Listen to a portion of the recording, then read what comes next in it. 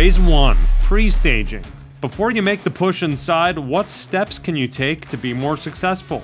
Know what the job is through your brief, through your size up, through your brief size up. Obviously your 360 and getting everything that encompasses with that. But understand what you're doing for the job, how much hose you need to be off. Residential dwellings, there's going to be schools of thought on where do I charge, why do I charge.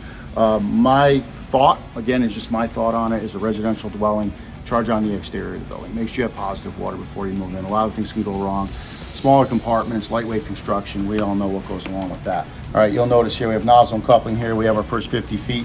For any residential first floor dwelling, most of the time that 50 feet is going to be enough to get us at least moving and flowing. Reduced manpower situations, low staffing. We all don't have the luxury of having 3 or 4 people on an engine. Even though we do preach it and we teach recruits, hey, we got 3 people, nozzle, backup, control. What's the reality of your fire department? Can you really produce that? I work on a fire department that we do have a lot of staffing. So even we can't produce that sometimes. So we have to be smart about what we're going to do with our nozzle work, with our hose work, with our pre-staging. So if we pre-stage and we set up for success, there's a better chance that we can get water to where it needs to be a lot quicker, control the situation, and allow other jobs to be done. With getting into holding the nozzle, so again, we have control over that when we have recruits, right? We teach you how to hold the nozzle, what's beneficial.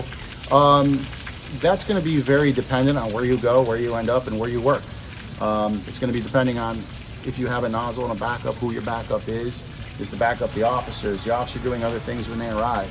So you have to figure out now how the nozzle person can go ahead and operate this 1 3/4 inch. Okay, that's the key.